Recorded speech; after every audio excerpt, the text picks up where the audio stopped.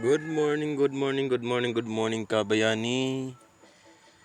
Pang third harvest po natin ngayon sa selection sa ating Likalexo F1. So ngayon ay mag-harvest po tayo ngayon. Samahan nyo kami. Tingnan po natin kung ano na ang sitwasyon or yung mga update sa kanilang bunga. Ayan. Kita nyo mga kabayani. Actually, nag-selection lang po sa mga malalaki. Ayan naman po. Nakikita nyo naman, ito yung pinakauna na line. Dito po, ito na line.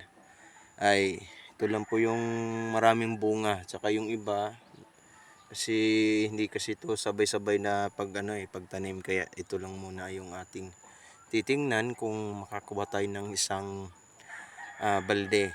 No, sige. At yan po, sana suportahan nyo kami sa aming pagbablog. Masaya po kami kapag ni-share ninyo, ni-like at subscribe naman and follow my Facebook page. Salamat po, maraming salamat po, maraming salamat.